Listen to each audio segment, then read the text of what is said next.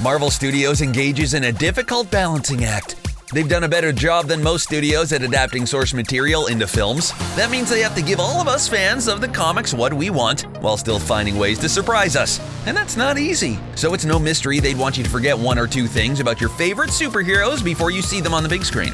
Or 10. Really, they probably would rather you not know them to begin with. Here are 10 things Marvel doesn't want you to know about Ant-Man and the Wasp. Before we dive deep into the secrets of Ant-Man and the Wasp, make sure you hit the subscribe button to get more videos from CBR. Now let's put on our tinfoil hats and discuss what happened at Roswell. Let's uncover what Marvel doesn't want you to know about Ant-Man and the Wasp. I hope they remember you. Connections with Infinity War. The more someone from Marvel teases about the events of an upcoming film, the less they want you to actually know about the thing they're teasing. It's a vicious cycle. The idea is always to plant a question in your brain and let it stew there. Case in point, where Ant-Man and the Wasp fits into the larger MCU, specifically its connection to the Avengers Infinity War. The trailer suggests that the film takes place between Captain America Civil War and Avengers Infinity War.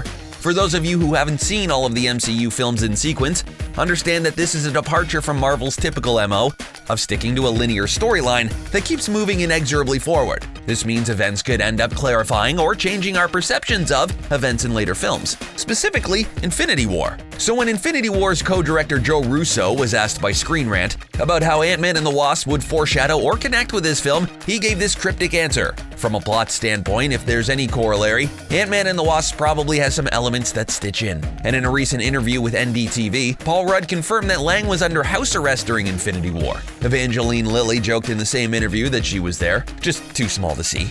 A joke Rudd piggybacked on. That's more vague than a distant acquaintance's Instagram feed. Given how catastrophic Infinity War was, especially at its end, any elements of the plot in the Ant-Man sequel that tie in with Infinity War will take on another layer of meaning and weight. Grist for the mill of us nerds who love seeing connections between different elements, the fictional universes we love so dearly. Iron Man Easter eggs. Okay, maybe Marvel can't expect you to not know this one, but perhaps they're hoping you'll forget. In Iron Man 2, Tony Stark requests information about 3 top-secret projects: Pegasus, Exodus, and Goliath. And Project Goliath is the top-secret project that Hank Pym, Scott Lang's mentor, admits he was a part of in one of the Ant-Man and the Wasp teaser trailers. Fans of Ant-Man will recognize the last one. Goliath is one of the superhero names Hank Pym takes on in his super career. Marvel would probably prefer you not to know that one, or at least forget it for the time being. That way, Goliath's potential appearance can be a surprise. The question is, will Pym become Goliath in the film, or will someone else become Goliath? Really, just don't read any Ant-Man comics between now and the film's premiere, okay? Promise? Pinky swear. Try not to read any of the works of George Orwell either. Just forget everything you know. It will make the surprises more surprising. Which leads us to the many masks of Hank Pym. We already know that Ant-Man and the Wasp will feature Paul Rudd reprising his role as Scott Lang. He's not the original Ant-Man, and that much you know already. If you read the comics or just watched the first Ant-Man film, no, Scott Lang takes on the mantle of Anthood from the original Ant-Man, Hank Pym. And Hank Pym wasn't just Ant-Man. In the comics, he even takes on the role of the Wasp in Secret Invasion, Requiem Volume 1, Issue 1, and as we've already covered, he's been Goliath as well. And Yellow Jacket, who is a totally separate character in the film, being the alias for Darren Cross. All of these bug-themed alter egos revolved around his discovery and use of the Pym particles, which can contract the space between subatomic particles, allowing someone to shrink to the size of, say, an ant or a wasp. We'll go into some of the possibilities regarding Hank becoming any of these characters in upcoming films later. But for now, all you need to know is that in the Prime Marvel Universe, Hank Pym is mostly just Ant-Man. His wife and later ex-wife, Janet Van Dyne, helps him save the world as the Wasp. In the MCU, Janet becomes lost in the quantum realm when her use of the Pym particles becomes a runaway chain reaction that just keeps on shrinking her. In the first Ant-Man film, it's clear her daughter Hope wants to follow in her footsteps, since she takes on the role of the Wasp in that film and in Ant-Man and the Wasp.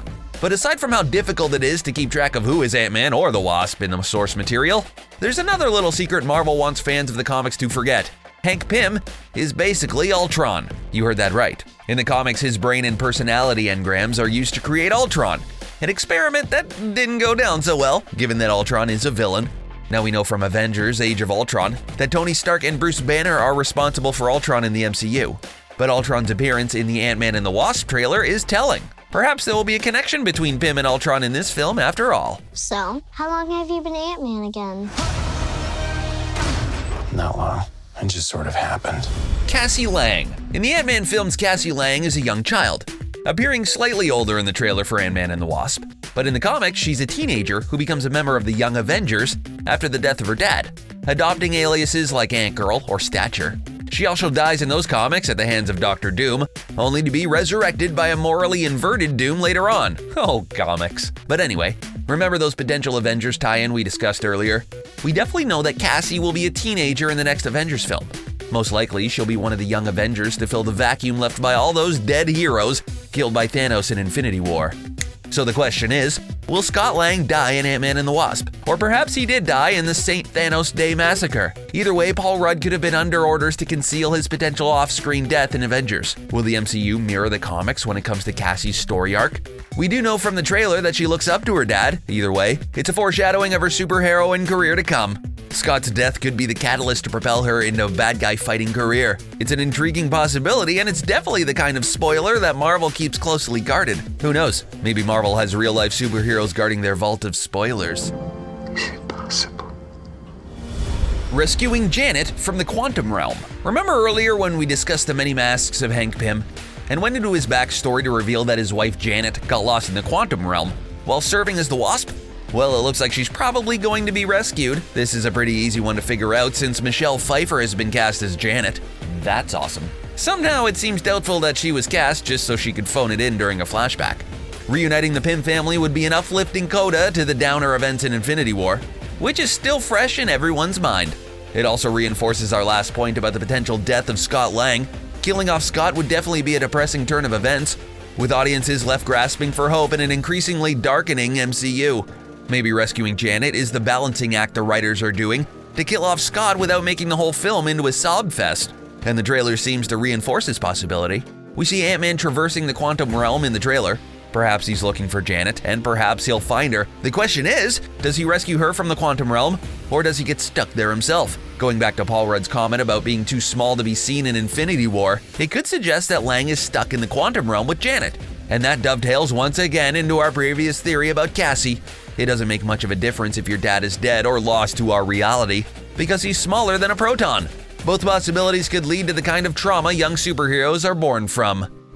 And everything he wanted, he took from me. The Microverse and the Fantastic Four. In the comics, the quantum realm is home to the Microverse, a whole universe that exists on a subatomic level.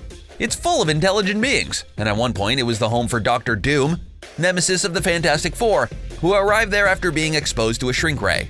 When the Fantastic Four visited the Microverse to apprehend Doom, the villain turned the tables on the team and captured them. They were later saved by none other than Ant-Man. Remember, in Iron Man 2, Tony Stark name drops Project Pegasus, a SHIELD project that the Fantastic Four defend from the Serpent Squad in Volume 1 of Ultimate Power. Now, in the universe where Ultimate Power takes place, the Microverse doesn't really figure into that storyline, but who knows? Maybe Marvel Studios is contriving to have the Fantastic Four trapped in the Microverse in Ant-Man and the Wasp. It could be a convenient device to have the Microverse become a repository of superheroes whose teeny tiny size protect them from getting snapped by Thanos at the end of Infinity War. Hank could become the Wasp. Okay, we know that Janet is stuck in the quantum realm. We know that her daughter Hope is the MCU's version of the Wasp, until Janet returns, that is. But you may not know that in the comics, Hank becomes the Wasp. Remember earlier when we told you how hard it can be to track what kind of insect heroes Hank Pym becomes? Well, in the Secret Invasion storyline, Janet dies after being transformed into a biobomb by the Skrulls, a nasty species of aliens the Avengers have to deal with. Close to death, she removes herself from the battle, getting a bunch of enemies to chase after her, before detonating and saving the day with her sacrifice. Hank, in memory of his on-again, off-again wife and partner, decides to become the Wasp. It's a reminder that Hank shifts between different size-changing insectoid heroes based on the events in his life. Each new mask becomes a reflection of the challenges and tragedies he's had to face. But the main point is this: if Janet dies or gets stuck in the Microverse indefinitely, Hank could become the Wasp. It's a remote possibility since he's a pretty old dude at this point. But then again, Ezekiel Sims is an older gentleman who becomes Spider-Man in several iterations of the Spidey comics. That didn't stop him, so we'll see what Hank becomes by the end of Ant-Man and the Wasp. Getting antsy. Given the fact that most of these MCU films are for general audiences, Those of you with young children might be uncomfortable to know that Hank Pym and Janet Van Dyne had a pretty graphic sexual encounter in Avengers number 71, which is exactly why we're going to tell you anyways. Especially you, the one whose kid just asked you where babies came from. Listen up! In that issue, during some post-villain fighting unwinding in their Vegas hotel room, Ant-Man shrinks down to bug size to introduce Janet to a new take on foreplay. You can probably picture the specifics. When he's done, he tells Janet it's quote-unquote her turn. We'll let you imagine what that entails. The point is, that issue was given a mature rating, and that particular page was erased from some versions of the comic. So do Ant-Man and the Wasp a favor and keep this secret from any righteously puritanical bloggers who write about which films are safe for kids. The film should be pretty tame, but there's always some parent who might freak out if they hear about this one, which they probably will, which will drive more people to the theaters anyway. So maybe do tell? Hey, whatever, it's up to you. Oh, no, Daddy don't get scared. Really? Good. Welcome to the Multiverse. You don't need to be a fan of Marvel, or Ant-Man in particular, to know that the realm of quantum mechanics is a place where things get real weird real fast. Though you probably do need to watch at least a couple of PBS documentaries to know that one. We already know that the quantum realm plays host to a whole microverse. But science tells us that to make sense of the quantum phenomena, you need way more than just 4 dimensions we're used to. And that opens up some intriguing possibilities. Could the quantum realm be a pathway to Marvel's traditional multiverse? The multiverse is exactly what it sounds like, multiple worlds where different versions of our favorite characters live. It's a great device to let writers explore Marvel heroes with a blank slate, without all the baggage of the mainline universe. But the MCU hasn't explored the multiverse yet, other than the fact that the MCU is itself just one universe within the multiverse. But now we know that Ant-Man and the Wasp could be our first cinematic intro to the multiverse. Evangeline Lilly did mention the phrase multiverse in a recent interview about Ant-Man and the Wasp. Was it just a throwaway phrase to refer to the vagaries of the quantum realm? Or did she actually mean the actual multiverse? The multiverse would certainly raise the possibility of repopulating the universe with superheroes after Thanos destroyed half of all life in our reality. What did you just do to me? Psilocybin? LSD? It's just tea. Doctor Strange. Doctor Strange is the first MCU character to hop through different dimensions. In the 2016 film, Stephen Strange learns how to explore the astral plane from the Ancient One. Unfortunately, he's not the only one who turned New Age spirituality into a dangerous hobby. Our former protege of the Ancient One steals a manuscript that allows him to travel to the Dark Dimension, a place where time has no meaning. Strange will have to travel to this dimension in order to save New York City from interdimensional baddies. Now, given that Marvel can't resist drawing connections between events and concepts in different parts of their mythos, it's a distinct possibility that Doctor Strange will travel to the Microverse in Ant-Man and the Wasp, where our heroes will find him. Now, given the aforementioned possibility that the Fantastic Four could, depending on your interpretation of the source material, appear in Ant-Man and the Wasp, and given the certainty that Janet is stuck in the Microverse, you can start to picture the way Ant-Man and the Wasp will set the stage for rebuilding the Avengers beyond the grasp of Thanos. Whoa, that's so cool, bro! Okay, by now you're picturing us like a bunch of conspiracy theorists, connecting cut-up magazines and printouts with red string. But do our theories make sense to you? Or are the possibilities smaller than Ant-Man at his smallest? Let us know in the comments. Don't forget to hit that subscribe button to get more videos from CBR. Thanks for watching, and we'll see you again next time.